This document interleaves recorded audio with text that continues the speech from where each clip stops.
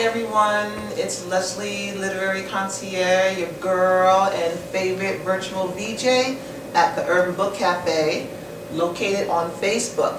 Now, if you want to know about all the good things, all the fun that we have up in that virtual building, you know what you got to do. You got to click the like link. Tonight, I'm at the book club, located at 153 South Pearl Street, Albany, downtown beautiful Albany, which is the capital of New York, with Mr. Jae S. Blaque, the very, very talented poet, multi-genre writer, and a few other things. Hey Jay. Hey, what's going on?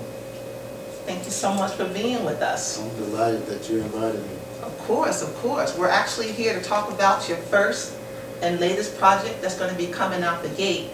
But I'm not from Albany, and a little birdie told me that you're a legend around these parts.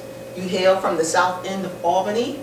So before we even talk about the literary project, why don't we let everybody know a little bit about your notorious background? I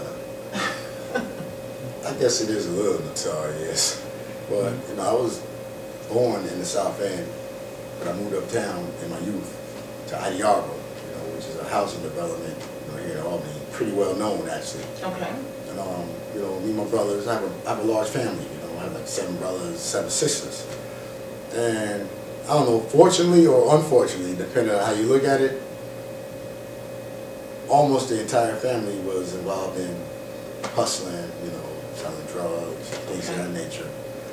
And that's how I got the legendary status from selling drugs. We used to make a lot of money. We got arrested by the feds, didn't tell nobody, all that good stuff. But I don't really ascribe to the legendary status because I don't think that an individual who sells drugs is any type of legend. Okay. It sounds good, but I would prefer that they look within themselves to find their talents so that they can make something happen other than selling drugs. Okay. Now, during this time period when you was on the street hustling, doing your thing, did you ever get some time? Actually, I spent 17 and a half years total locked up. Wow. Behind drugs, heroin, coke, state, fed. It's kind of ridiculous. That's like almost half my life. Wow. Okay, so you're definitely coming to the table with a lot of experience. And did you write while you were incarcerated? Actually, yeah, it's funny because I didn't never really think of myself as a writer, but there was this young boy who I was incarcerated with who said to me, after he went home, I stayed in contact with him, he was like, yo, write a play for me. I was like, write a play? What the hell do I know about plays, So, but I tried, after I got the phone, I'm like, shit, maybe I can write a play, Well, you definitely had enough time to. Oh, I had plenty of time, it was really crazy, So I wrote this play, I handed it off to a friend of mine, a white boy, no less, because I didn't want to hand it to a guy who liked me to tell me, this is good. No, I wanted somebody that would tell me, what I need to do to work on whatever it is that I had going. Of course. And he told me, he said, the dialogue is good, but this thing right here, it's not really working for me. So what I did was I took it and I turned it into a novel, actually. And then my first attempt at a novel, I haven't written it yet. It's like I'm still rewriting it and rewriting it and rewriting it. I'm not satisfied with it because as I began writing, I got better. I didn't realize that I was actually pretty good. So it was all still inside you. Yeah, I was pretty good at this, but my first novel is still in the works, and so I won't be putting that out anytime soon. But I think that the novel that I did put out will be very satisfactory. To the Darkness, Tyson Story, which I should know everyone is going to be published very soon under the Dirty Palm imprint publishing label. So tell us a little more about this very exciting project and how soon we can expect it. I'm going to do a book signing January 7th at the Hampton Inn and Suites down in the downtown area of Albany. But on another note, the project is a long time in the coming, because I've been home since like 2006. Okay. And But you know, every time you're ready to do it, something happens with your finances. So it was kind of difficult for me to put this book out. But it'll be worth the wait, I assure you. It's a book, it's an urban book, but, and I hate to say this, but it's an urban book turned inside out. Well, tell us a little bit about the story, a little bit about the character, not giving away too much, but just enough to wet our whistle. You know how we do, right? Okay. Well, the main characters in this segment, because it's a multi-part book, is Sonia Taylor, who's a vice principal at a middle school. Her beef is about the curriculum that the Board of Education seems to think is all fine and dandy, but what she knows contributes to the dropout rate of our youth. Okay. Then you have Tyson, which is her nephew, who is an individual who had sold drugs himself in Adiabo projects, but turned his life around when he had to kill someone concerning his mother. Okay. I ain't gonna say too much about that. Yeah, we don't want too much. Right? And his thing is that he don't like people that sells drugs in his community. So him and a group of gods, as they call them, they want to do something. So who would you say specifically your target market is and for the book? You know,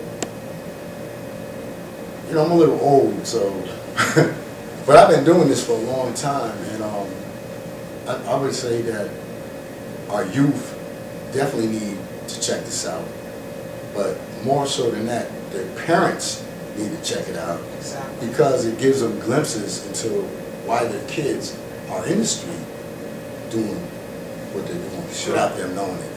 I appreciate that. Now, who are some of the authors that you like, or what are some of the books that you read or pretty much gave you the inspiration to finally get this project out the door? You know, it's funny. And I'm like a widely read individual. But I had, Don Boyne's obviously, he's a great influence on everybody, Sure. And really, I kind of stopped reading for a while. I used to read, a lot of the white authors, but because they had stories that dealt with wide issues of society, right. And recently I've been reading a little bit of Arlene Brathwaite's work, so we know about Arlene Brathwaite, right? Big ups, Arlene Brathwaite Publishing. I mean, like for me, I like the fact that, just like the music business, with the hip hop, I like the fact that blacks are able to grasp something that they can become financially successful at it. But I don't always like all the product, Right. But that's cool with me though, I don't have to like the product to like the fact that they have found something to take them out of a situation which is very depressing and degrading for us as a black community.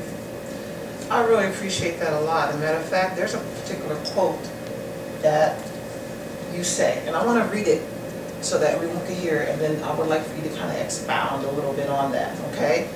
The quote from Mr. Jae S. Blaque is, "At the end of the day, we are all responsible for our deeds, whether positive or negative." Well, the way I see it is that whether we want to realize it or not, we are all role models to the youth, especially to those right in the household. And as we know, we learn not from what our parents told us to do or not to do, but from what we saw them do. So, keeping that in mind, we see the youth out here, come on now, the youth are kind of buck wild right now, and if that's not a reflection of what we did or did not do, I really don't know what is a reflection of what we did or did not do. But as a black community, we've been so dispersed and so caught up in trying to be like everyone else, even if the people we try to be like are negative role models, like myself, having been in the hood, hustling, selling drugs, got the pretty cars, pretty girls, but it was all like really, at the end of the day, it was really nothing.